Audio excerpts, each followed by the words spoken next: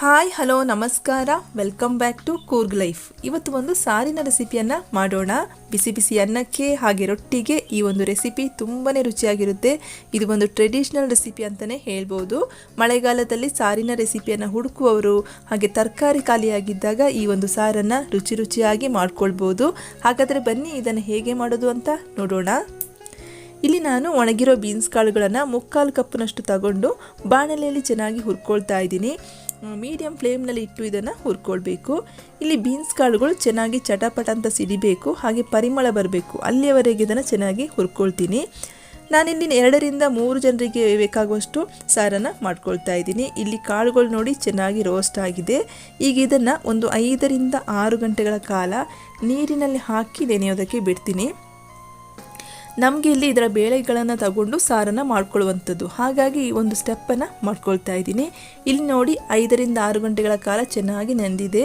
ಇದನ್ನು ನಾನು ಚೆನ್ನಾಗಿ ಕೈಯಲ್ಲಿ ಹಿಸುಕಿ ಈ ರೀತಿ ಸಿಪ್ಪೆ ಹಾಗೆ ಬೇಳೆಯನ್ನು ಬೇರೆ ಬೇರೆ ಮಾಡ್ಕೊಳ್ತಾ ಇದ್ದೀನಿ. ಇಲ್ಲಿ ನೋಡಿ ಪೂರ್ತಿಯಾಗಿ ಈ ರೀತಿ ತಗೊಂಡು ಬೇಳೆಗಳನ್ನು ಸಪ್ರೇಟಾಗಿ ಮಾಡ್ಕೊಂಡಿದ್ದೀನಿ. ಈಗ ಇದನ್ನು ಒಂದು ಕುಕ್ಕರ್ಗೆ ಹಾಕ್ಕೊಳ್ತಾ ಇದ್ದೀನಿ. ಕುಕ್ಕರ್ಗೆ ಹಾಕಿ ಒಂದು 4 ರಿಂದ 5 ವಿಷಲ್ ಮಾಡ್ಕೊಳ್ಬೇಕು. ಹಾಗಾಗಿ ಬೇಳೆಗೆ ಜೊತೆಗೆ ನಾನು ಒಂದು 2 ಈರುಳ್ಳಿಯನ್ನು ಕಟ್ ಮಾಡಿ ಹಾಕ್ಕೊಳ್ತಾ ಇದ್ದೀನಿ. ಈ ರೀತಿಯಾಗಿ ಕಟ್ ಮಾಡಿ ಹಾಕ್ಕೊಳ್ತಾ ಇದ್ದೀನಿ. ಇದರ ಜೊತೆಗೆ 1 ಟೀ ಸ್ಪೂನಷ್ಟು ಸಾಂಬಾರ್ ಪೌಡ್ರನ್ನು ಹಾಕ್ಕೊಂಡು ಹಾಗೆ ರುಚಿಗೆ ಸ್ವಲ್ಪ ಉಪ್ಪನ್ನು ಹಾಕ್ಕೊಂಡು ಬೇಯೋದಕ್ಕೆ ಬೇಕಾಗುವಷ್ಟು ನೀರನ್ನು ಹಾಕಿ ಒಂದು 4 ರಿಂದ 5 ವಿಷಲ್ ಮಾಡ್ಕೊಳ್ತೀನಿ.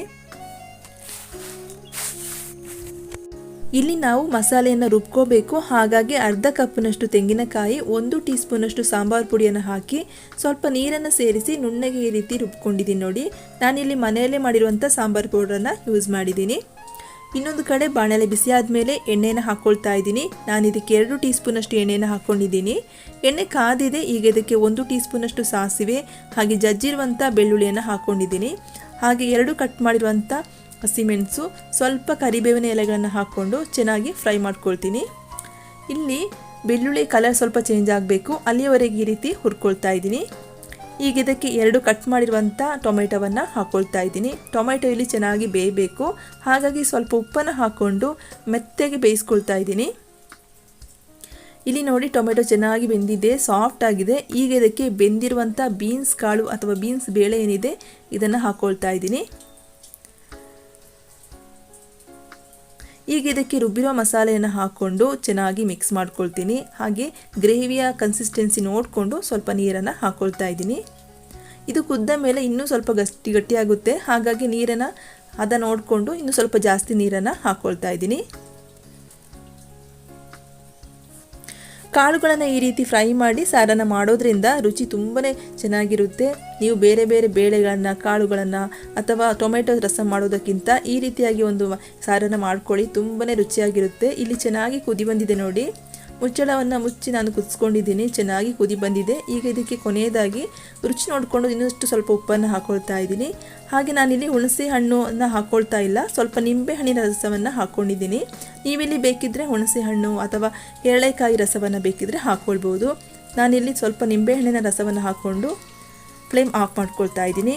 ಕೊನೆಯದಾಗಿ ಬಿಸಿ ಬಿಸಿಯಾದ ಅನ್ನದ ಜೊತೆಗೆ ಈ ಸಾರನ್ನು ನಾನು ಸರ್ವ್ ಮಾಡ್ಕೊಳ್ತಾ ಇದ್ದೀನಿ.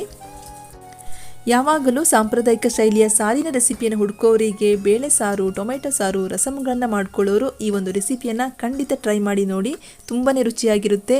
ಹಾಗೆ ಇವತ್ತಿನ ಈ ರೆಸಿಪಿ ಇಷ್ಟ ಆದರೆ ವಿಡಿಯೋಕ್ಕೊಂದು ಲೈಕ್ ಮಾಡಿ, ನಿಮ್ಮ ಫ್ಯಾಮಿಲಿ ಆ್ಯಂಡ್ ಫ್ರೆಂಡ್ಸ್ ಜೊತೆ ಶೇರ್ ಮಾಡಿ. ನಾಳೆ ಮತ್ತೊಂದು ರೆಸಿಪಿಯೊಂದಿಗೆ ಮತ್ತೆ ಬರ್ತೀನಿ. ವಿಡಿಯೋ ನೋಡಿದ್ದಕ್ಕಾಗಿ ಎಲ್ಲರಿಗೂ ಧನ್ಯವಾದ. Thank you for watching. Thank you.